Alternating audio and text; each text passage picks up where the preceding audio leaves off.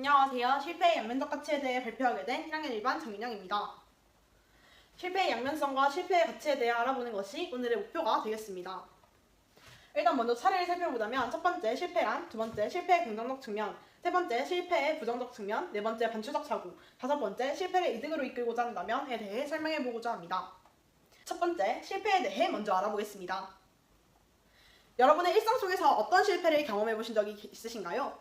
여러분의 일상 속에서 많은 실패를 경험하셨을 텐데요. 엄청나게 많은 예시들이 있지만 대표적으로 시험에서 기대 이하의 성적을 받았을 때 또는 동아리 학생회 선거에서 낙선했을 때를 우리는 대표적으로 실패했다라고 부릅니다.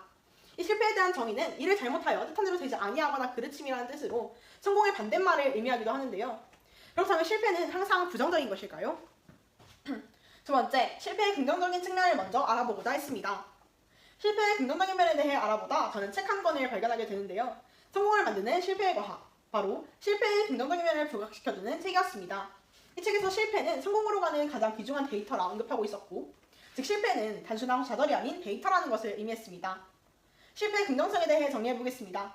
먼저 실패의 데이터화를 살펴볼 수 있었고, 실패의 횟수와 부정적 감정의 심화는 반비례적이라는 것을 의미했습니다.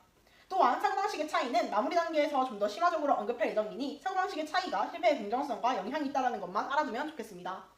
네 번째는 실패와 도전은 내게 친구 같은 것이었는데요. 실패와 도전이 내게 익숙해지다 보면 도전하기도 실패하기도 두려워지지 않을 수 있다는 것을 의미했습니다.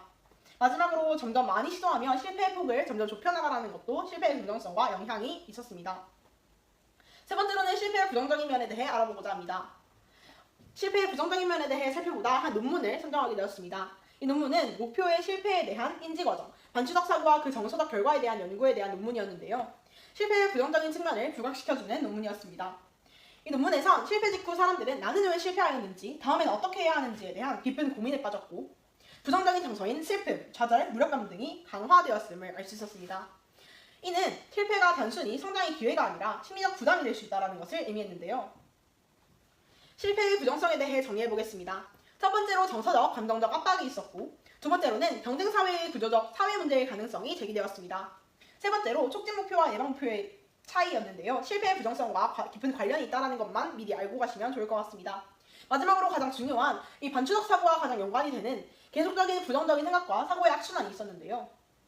계속적인 부정적 생각과 사고의 악순환, 이를 우리는 반추적 사고라고 얘기합니다.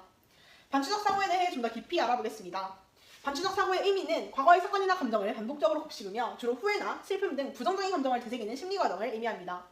실패에선 반추적 사고가 부정적으로 작용되는 것을 알 수 있었는데요. 예를 들어 실패의 경험을 자주 떠올리는 반복적 회상을 통해 현실이 왜곡되고 또 감정 해소 및 행동 유도가 어려워질 수 있다는 것을 의미합니다.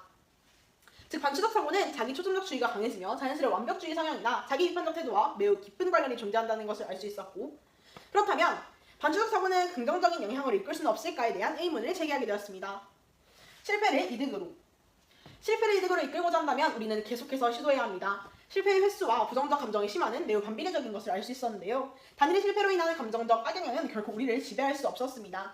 처음부터 거창한 계획을 세우기보다는 작은 개선점을 찾아내는 데 집중하고 계속해서 시도하고 실험하며 실패의 폭을 좁혀나가는 것이 중요했습니다. 두 번째로 반추적 사고를 응용하는 것이었습니다. 자기 초점적 주의가 강해져 완벽주의 성향이나 자기 비판적 태도가 강해지는 것을 볼 수 있었는데요. 이를 통해 자기 성찰과 동기부여에 도움을 주며 성장할 기회를 얻을 수 있음을 의미했습니다. 실패했던 경험을 시작으로 더 나은 결과를 만들어 나갈 것을 강조했습니다.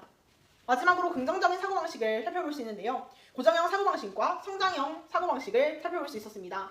고정형 사고방식은 실패를 했을 경우 자신을 빨리 깎아내리고 원인을 진행 탓으로 돌리는 사고방식을 말합니다. 두 번째 성장형 사고방식은 실패하고 있음에도 불구하고 자신이 실패하고 있다고 생각하지 아니하고 낙관적 태도를 지니는 것을 의미하는데요. 우리는 성장형 사고방식을 취해야 합니다. 이처럼 실패를 이득으로 이끌고자 하는 여러 방법에 대해 알아보았습니다. 우리는 일상 속 많은 실패를 경험합니다. 반추적 사고를 잘 응용하여 여러분의 실패가 우리 사회 속에 더욱 가치 있는 실패가 되었으면 합니다. 오늘의 실패가 내일의 성공을 만드는 작은 발걸음이 될 수 있기를 바라며 발표 마칩니다. 지금까지 장민영이었습니다. 감사합니다.